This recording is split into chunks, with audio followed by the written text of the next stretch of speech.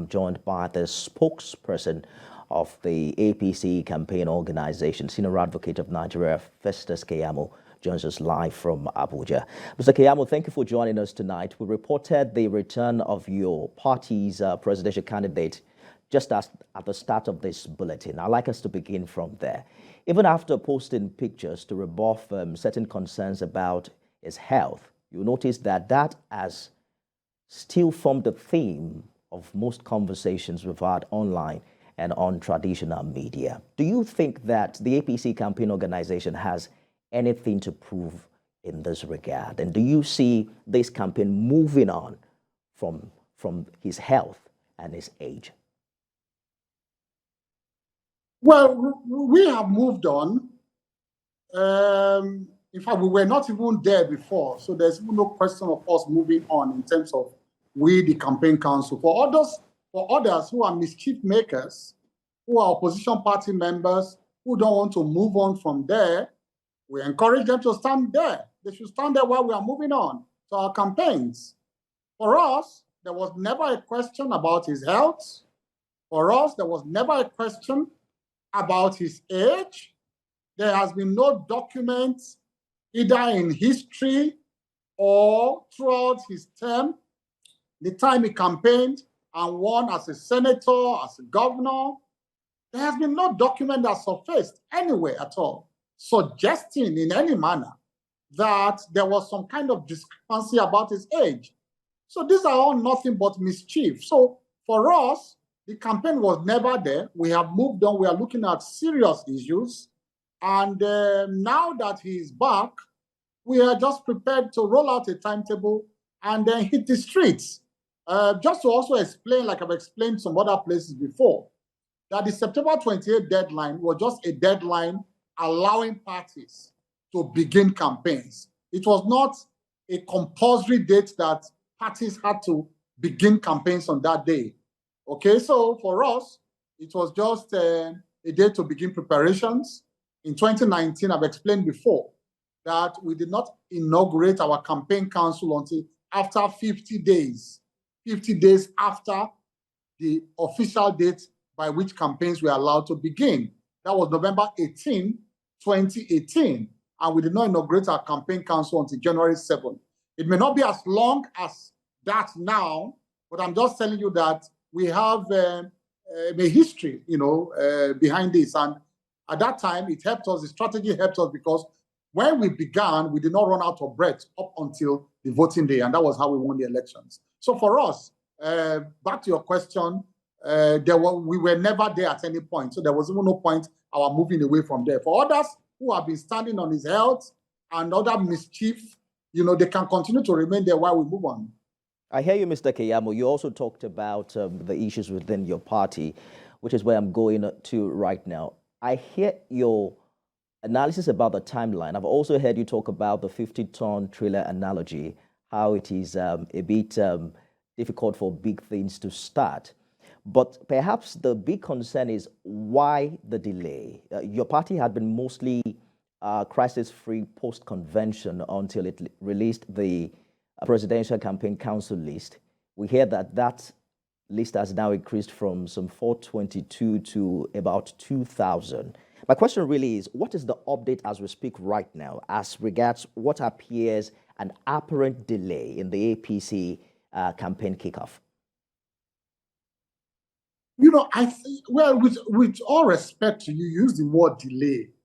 For us, there is no delay. We are just, within the time frame to begin our campaigns.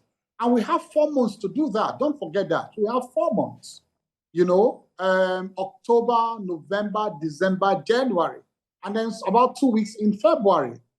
So using the word delay, really, it's maybe in your own context. For us, there is no delay.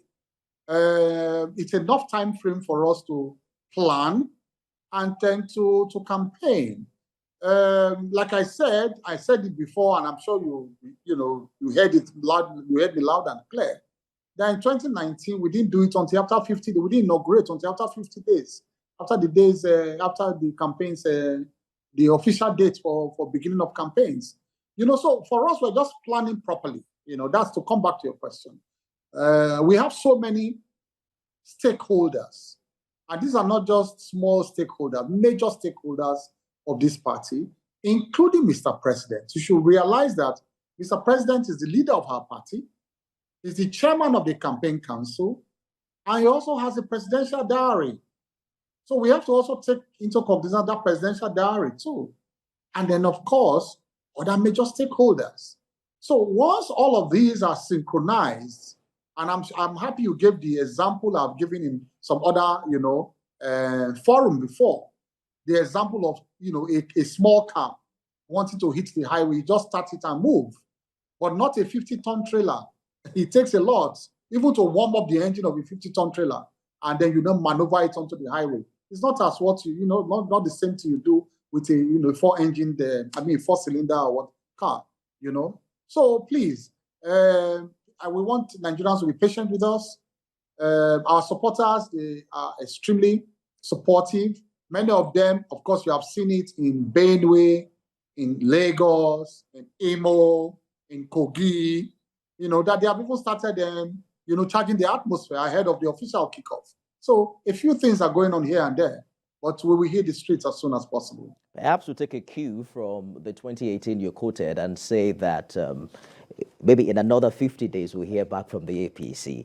But we've heard you talk about the parties. I said it may not be as long as that. I said so. All right. I said so. We've heard a talk about the party's scorecard in the past 7 years, which is still a subject of intense debate. We've also heard you talk about the achievements of the party's flag bearer as governor of Lagos.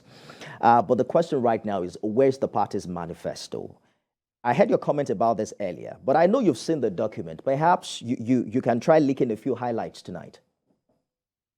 No, I will not. You know how much you push me, because that's the exclusive preserve of the candidate. And until the candidate officially speaks to the document and speaks to Nigerians, we cannot begin to leak the exact content of that document. However, the document is ready. Some critical stakeholders are also having a look at it before the candidate officially releases it to the public. Just to tell you that the manifesto is the quintessential Asiwaju. The document, it is the quintessential Asiwaju you will see there, because it's someone who has a heart for the masses, who has a heart for the poor, the very poor. And the document addresses the major concerns of Nigerians at this time. You perhaps agree with me, Mr. Keyamo, that this is the first time since 1999 that we are seeing a similitude of a third force. Perhaps the first time that another party is gaining so much momentum apart from the two big parties. I've heard you say sometime before that the Labour Party is just a few people in a room tweeting and disturbing social media. Has that changed now, seeing what appears a growing support for that party? And is it a concern for the APC ahead of this election? First of all, we must respect every Nigerian on the campaign trail. So we cannot be dismissive of anybody. And I'm not talking about even the Labour Party. I don't know why you concentrate so much on the Labour Party. Not only you, I'm talking of you alone. I mean, the press. They are very reputed people too on the campaign, on the campaign trail.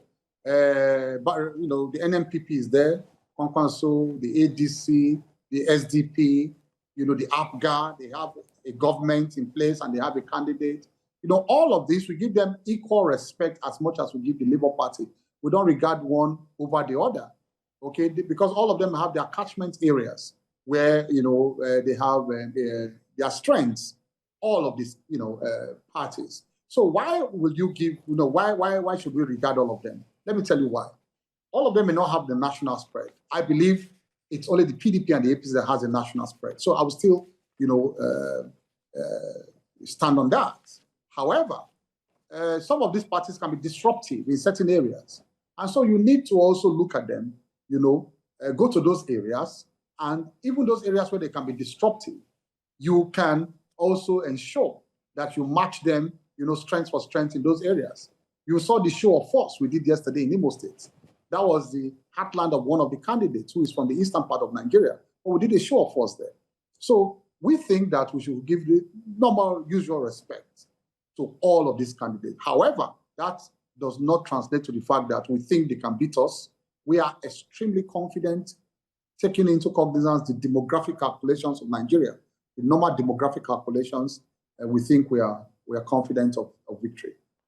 I know that when your party manifestos eventually gets out, it will drive the issue-based conversations that many people have been talking about. However, I'd like to ask you if we expect to see your party's candidate participate in any of the presidential debates that will come up in the coming days.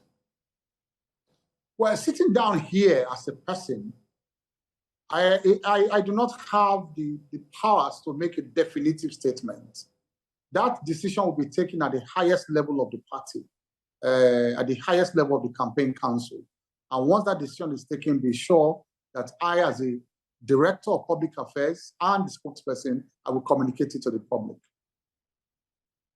Indeed. Thank you very much, spokesperson, Presidential Campaign Council of the APC, Festus Keyamo, Senior Advocate of Nigeria. Glad to have you on the news tonight. Thank you for inviting me.